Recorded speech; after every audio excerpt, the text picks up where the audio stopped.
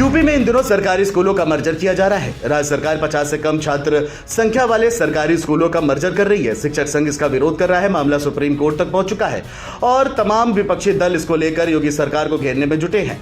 Sapa, Azad Samaj party, आपके अलावा कांग्रेस ने भी योगी सरकार को जमकर घेरना शुरू कर दिया है। प्रियंका गांधी ने यूपी में सरकारी स्कूलों के मर्जर के खिलाफ मोर्चा खोल दिया है।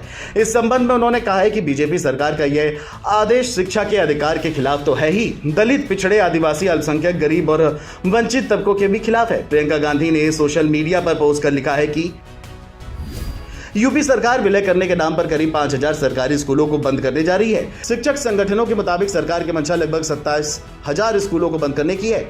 यूपी सरकार देश में शिक्षा का अधिकार कानून लाई थी, जिसके तहत हर गांव में स्कूल की व्यवस्था की गई थी ताकि गरीब परिवार के बच्चों के लिए शिक्षा सुलभ हो सके। अगर स्कूल घर से दूर हुए तो छोटे बच्चे, खासतौर से लड़कियां, कई किलोमीटर पैदल चलकर स्कूल कैसे पहुंचेंगी? जाहिर है उनकी पढ़ाई छूट जाएगी। बच्चों से यह अधिकार क्यों छीना जा रहा है? भाजपा सरकार का यह आदेश शिक्षा के अधिकार के खिलाफ तो है ही, दलित, पिछड़े, आदिवासी, अल्पसंख्यक, गरीब और वंचित तबकों के खिलाफ भी है।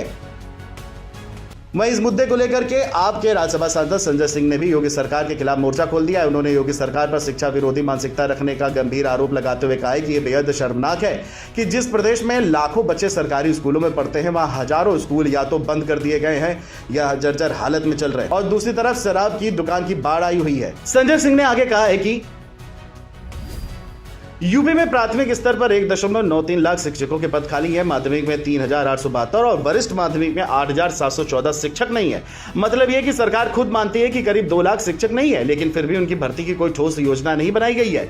कई जिलों में ऐसे प्राथमिक विद्यालय चल रहे हैं जहां सिर्फ एक शिक्षक पूरे स्कूल को संभाल रहा है। योगी सरकार कहती है कि वहां बच्चों की संख्या कम है, लेकिन बच्चों की संख्या इसलिए कम है क्योंकि सरकार ने शिक्षक नहीं दिए, सुविधाएं नहीं दी और स्कूलों को खुद ही बर्बाद किया। वहीं सपा मुखिया अखिलेश यादव ने भी योगी सरकार पर मर्जर को लेकर के जमकर तंज कसते हुए कहा है कि बीजेपी सरकार ने प्रदेश की शिक्षा व्यवस्था को बर्बाद कर दिया है। 10,000 से ज्यादा प्राथमिक स्कूलों को बंद करने का फैसला बच्चों के भविष्य को तबाह करने वाला है। बीजेपी अपने प्रचार पर अरबों रुपया खर्च करती है, लेकिन स्कूलों के लिए पैसा नहीं है। स्कूलों को बंद करना बीजेपी की साजिश का हिस्सा है। इनके एजेंडे में कभी शिक्षा, नौकरी, रोजगार नहीं रहा है। इसका सीधा असर बालिकाओं की शिक्षा पर पड़ेगा।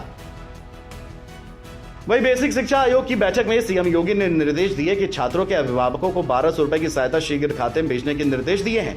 साथ ही शिक्षकों के खाली पदों पर जल्द ही भर्ती प्रक्रिया शुरू की जाए। इसके अलावा 6 से 14 साल की आयु का एक भी बच्चा विद्यालय से वंचित नहीं रहना चाहिए। विद्यालय प्रबंध समिति इसे सुनिश्चित कराए। वहीं अब आपको बता देते हैं कि सरकार को मर्जर की आवश्यकता क्यों पड़ी। दरअसल सरकार सरकारी स्कूलों की हालत सुधारना चाहती है। यूपी में स्कूलों के मर्जर पर सीएम योगी आदित्यनाथ ने कहा है कि यह छात्रों, अभिभावकों और शिक्षकों तीनों के हित में है।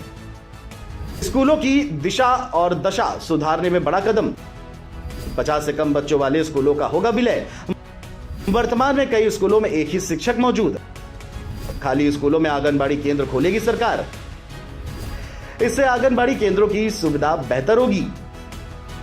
बहरहाल अब देखना यह होगा कि स्कूलों के मर्जर के मुद्दे पर सियासत में और कितना तूफान देखने को मिलता है।